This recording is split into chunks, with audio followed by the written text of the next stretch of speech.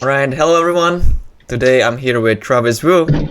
I think most of the people on like Twitter and stuff probably know who Travis is, but just for a little bit of introduction, Travis is a former gold level pro. He also has his like YouTube channel, wrote like a bunch of books, currently living in Hawaii if I'm not mistaken. Is that correct? Yeah, and I'm not super active in Magic now, but people will know me from Channel Fireball, or people will know me from streaming back in the day. So yeah, I'm still here. You used to like these like kind of weird kind of decks, right? Like you weren't really the guy who would just play like the best deck. You were just like always trying to attack from a different angle, if I'm not mistaken. Is that correct? It depended sometimes. I mean, if I really wanted to win a tournament, I was willing to play whatever was the best. But in my experience, I was able to play weird decks that people didn't understand how to play against, and it gave me a pretty big edge. So, I mean, failing to do that, I would play something that was just good. But I always believed just if your opponent being uncomfortable, their testing is all out the window, you can win bad matchups because they have to make decisions they've never made before. So that's the main reason that I would do. And the second reason is just as a content producer and streamer. I was actually wondering about that. Like, you know, you posted all the videos like that, but maybe you just did that for the content, and you know, then when the tournament actually came, it wasn't necessarily the case. Like, were you just always trying to maximize your chances at the tournaments, or did you sometimes play the deck that maybe gave you slightly less of an EV, but you just thought it was more fun? Like, did that ever happen? Yeah, sometimes. Or maybe I would just get married to a pet idea and play it. But it usually worked for me. Like, one of my early experiences was in the Junior Super Series, which is the Junior Nationals. I went to one of these tournaments with $30 to buy a deck. I didn't have any of the cards. And so like I'm playing against, but it's all sort of budget because you're 16 or 14 and no one has tier 1 really. So there was one of these tournaments where I bought an all-common Storm deck. The only 4 rares were Lotus Bloom, and it killed with Ignite Memories, We Dragonauts, and Empty the Warrens.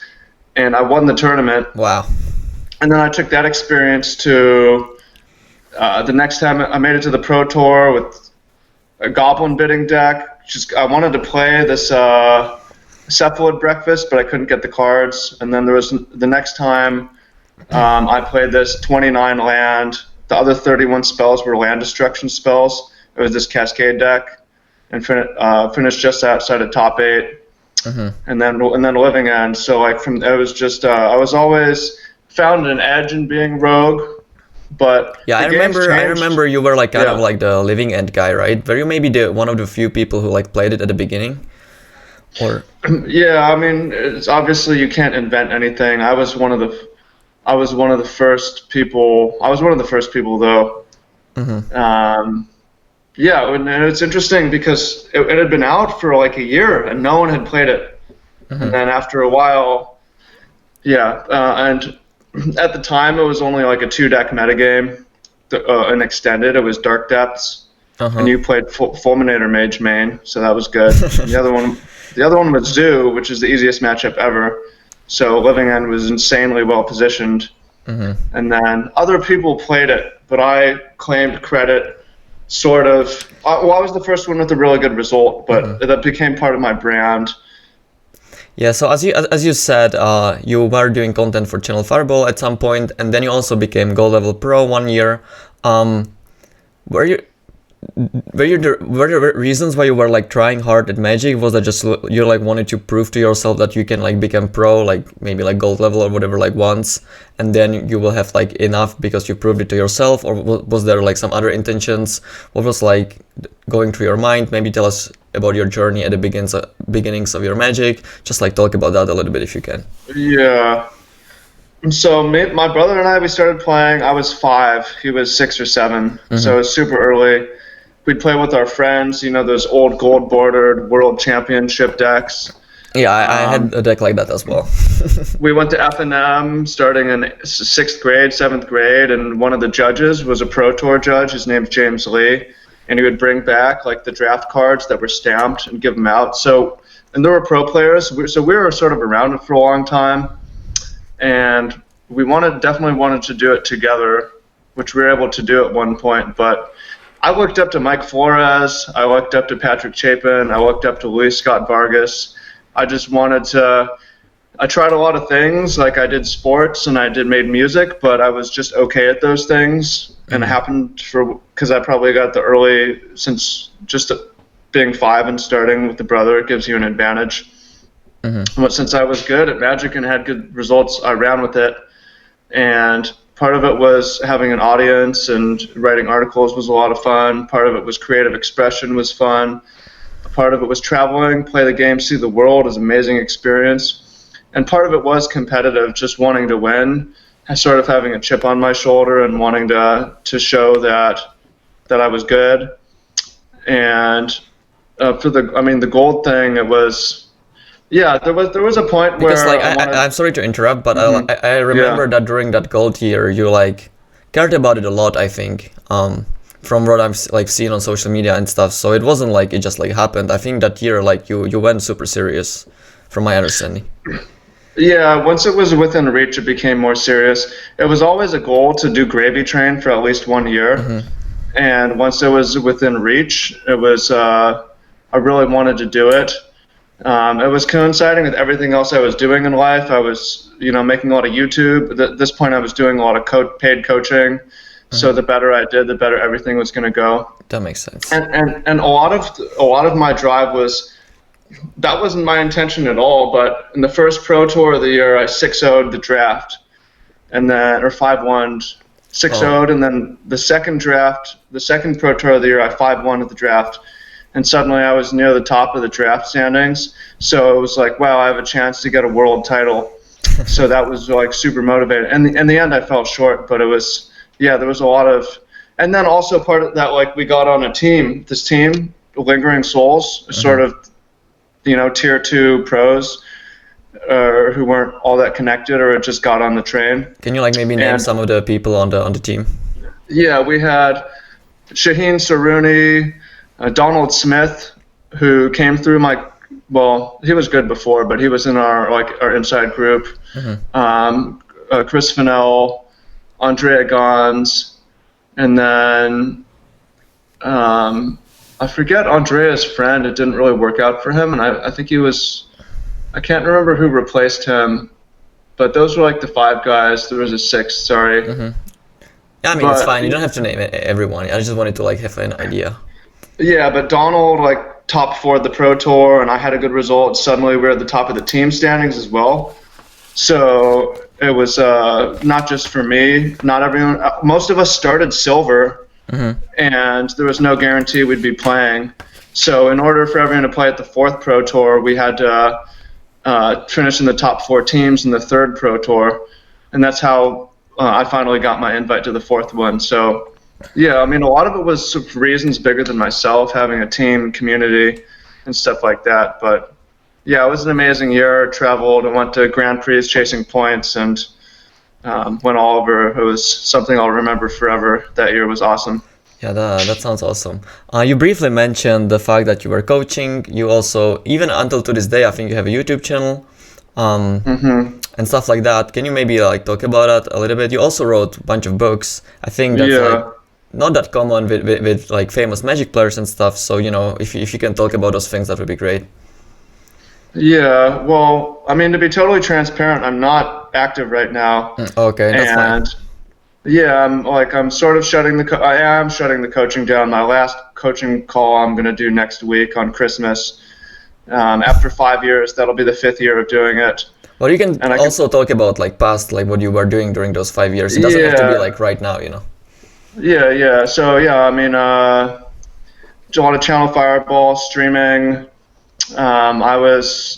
We don't need to get into it too deep, but I was just an idiot on social media at various points, and it forced me to make my own brand and do my own business. So we did a lot of coaching. At the time, no one else was doing that. And it's a cool thing to have a group of guys where everybody's paying to be there or paid to be there, so you know it's serious. Like no one's. How does that actually work for people who don't know? Like you just create like this page and people can like subscribe to have like certain hours to play with you, or how does that work? So the process of somebody joining, maybe they see a Facebook ad or they hear about us or they're referred by one of our coaches. They go to a web page where they see me explaining that if you want to win tournaments, this is going to help you win tournaments. It's not a guarantee, but you're going to get in the room with lots of amazing players. They fill out a form, that's a detailed form about their goals and everything, their Magic history. And I've had over 2,400 people fill out that form. And then from there is a phone call. I don't know how many people I talked to on the phone, but over 500 for sure. Wow, that's a lot. All over the world, yeah. I talked to people in South Africa, South America, Russia. There are people in South Africa playing Magic? I didn't know that.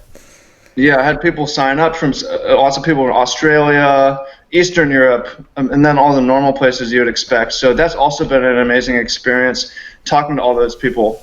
And then it's not really available right now because sort of shutting it down, but people would pay, depending on their plan, between $50 and $100 a month. And then once they're in, we have maybe 100 guys in there. And at our peak, we had, it's not just a forum and a chat, but also we had 5 coaching calls Monday, Tuesday, Wednesday, Thursday, Friday. And in our best year, all the other 4 coaches won a Grand Prix in that year. Oh. Jody Keith won a Grand Prix. Ben Friedman won a Grand Prix. Simon Nielsen won a Grand Prix. Actually, Adam won a Grand Prix previously. So 3 of those guys won a Grand Prix in a year. So we were super active, and I was, doing the Gold Pro thing during this. So it was an amazing. It was. We had a lot of success stories. It was really cool, but also as cool as just going, traveling, and meeting these people who I was friends with online. Mm-hmm. So it's been nothing but blessings, especially socially. Like we're talking right now because of that, and you're in the Czech Republic. I'm in Hawaii, so that's. Have you ever been to Czech Republic before? No. Yeah. That's fine. Farthest east I ever made it was Germany. Well, there are parts of Germany that are actually like more east than I live. Okay. Yeah. Okay, so I've been close at least. Yeah. You were. I asked about the books as well, but you kind of got lost into the coaching thing. I don't actually know how many did you write. How many was that? Maybe okay, I have a book. The only one that's really sold well is like a deck building strategy guide, and that one's done pretty well, and it's really cool if you build decks. And then I have one on, none of the other ones have sold that many copies. Then I have one on my story in Magic, like sort of an adventure story, traveling the world playing. And then I have a book on basically life lessons, things that I'd learned generically. And then I have a book on moving into working in agriculture, growing food, all about food. And then I also have a children's book that I put out, which is basically not for money, but yeah, it's about like the sheep coming in and destroying a shepherd and gardener's garden. So, what were the reasons why you decided to write the books? Like, you just wanted to maybe monetize them, or was the reason more that you just kinda had something inside you that you wanted to express and might as well make it into a book and try to sell it, but it wasn't the actual initial reason? Which one was it? Most of them was not for money. Some of them I spent more than the strategy guide probably was for money. But also it's like I got accustomed to writing every week from Channel Fireball, and after I no longer worked for them, I sort of had this outlet of I wanted to write. So books is one way to do that, and I chose books instead of blogs. One is I sort of like long form content and things to look forward to in the future. And another is I just love books. I read I've read an hour a day or more for the last 6 years, probably. I just love books, so Yeah, I to make a sometimes book actually is watch cool. like your YouTube videos, so I know that you love books. It's not for everyone. I just love them. It's so much fun for me to read and connect and learn about history and the world and everything. So how does it actually work to create book? Like you obviously have to write it, but what happens after that? Like I assume you probably need to have some kind of an editor, and then you like need someone to like actually make it into the book. Is that an easy process or like?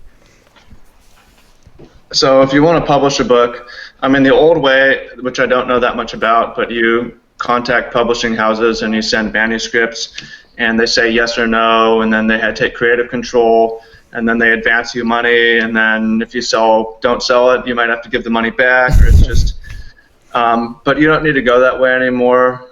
It's like the internet. So I Yeah. use an Amazon-owned platform it's called CreateSpace now. It used to be called Kindle Direct Publishing, or maybe it's something like that. But yeah, basically I write it, I hire an editor, and I have one person who does the covers. And usually the editor I'd find through magic. I just email my list and say, hey, who wants Oh, I see. to be editor?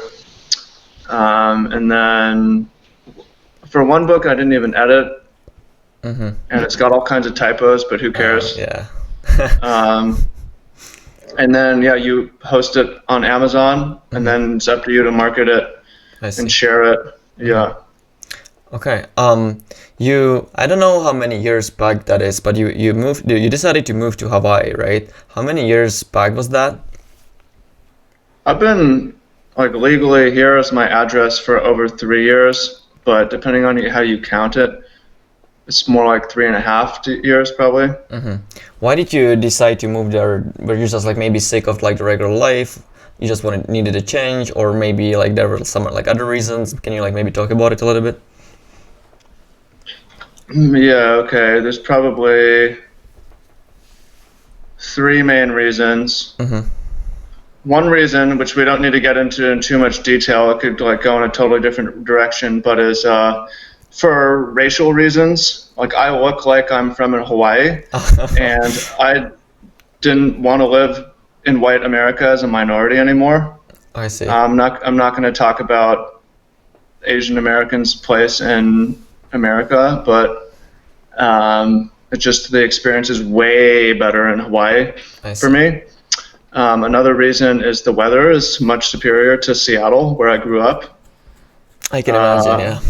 Yeah, I like sun. I can get dark, and it's just much better. And then the third reason is that in my, I work in agriculture now as my main thing. That's what I wanted to do, like grow food. And growing food is much more fun at a tropical or subtropical climate because you have a year-round growing season. When I started getting into agriculture in Northern California, the farm would shut down for 4 months a year, and it was boring. So it's a better place to grow food too. Yeah, can you talk about that a little bit? I know you also like work or maybe you worked on a farm, but maybe that was just for fun, and like your main thing that you focus on is growing food. How is that going? What you're doing every day? How does your like every day look like? Yeah. So first, the reason why, part of it is just volunteering. I've started volunteering at a bunch of different things. I went to a bunch of different things. Just working in the garden really clicked with me. Working with animals really clicked with me. Another reason is sort of mission focused, feeling like this is something important we need to figure out. And looking around, it seemed like none of the top entrepreneurs are interested in this problem. They're interested in technology, and not that I aspire to be one of those guys, but it seems sort of overlooked. Another reason is that I'm really into the blue zones. Is this Dan Buttner research, just finding like what makes people happy or live a long time. It's not really surprising, but most of the longest living, happiest people work in the garden. The longest living population of men is the Greek island of Sardinia, and they're shepherds.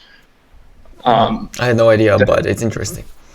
Yeah, so I was sort of interested for that reason, and then I went from volunteering to full-time So now my days usually look something like I'll get out on the farm at 6:30 a.m., feed pigs or feed sheep, harvest for a couple hours of salad or carrots or turnips, roots, stuff like that.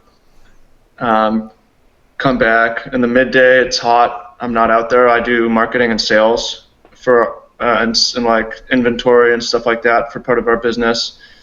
And then in the afternoon, usually go out and do some field work like weeding or setting up fields, stuff, planting crops, stuff like that. And to put stuff in perspective, the farm itself, we did over 1 million in the last fiscal year, so we're a decent size. We're certified organic, and we're also part of a broader organization that helps homeless families and helps adults with developmental disabilities, and also helps feed those in need and school programs, stuff like that. So it has this broad mission, which I like as well. I mean, you mentioned the fact that you might not become like one of the biggest entrepreneurs in the world doing this, but by saying that, it kind of seems that you have like these kind of ambitions, you like want to grow and stuff. So like if everything goes as planned, what is like your maybe dream outcome, or like what do you hope to happen in like, I don't know, 5 to 7 years or something? Where are you going with this? Yeah, well, it's hard for me to fully answer that because our organization has over 100 people. The farm itself has 30 people. I'm, not the number one most powerful person. And there's a board. There's like there's some bureaucracy and so on. Where it could go, because it's been growing a lot and very fast, maybe. Well, we want starting in Hawaii, we want local food to become more prominent, so that food travels fewer miles, so that not only is it environmentally more friendly, but it's also, it lowers the cost of the food, so you have access to higher quality food, and it increases the quality of the food.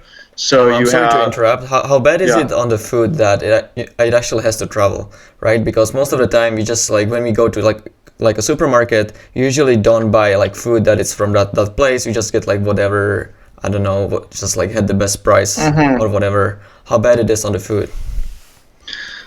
Well, it's not that bad, but I mean, if your goal is to have the healthiest possible people, it's not optimal. Yeah. So there's a decay to food like as soon as you harvest it, and also one of the ways around traveling food long distances is you domesticate and breed and select plants that have a longer shelf stability at the cost of maybe other traits.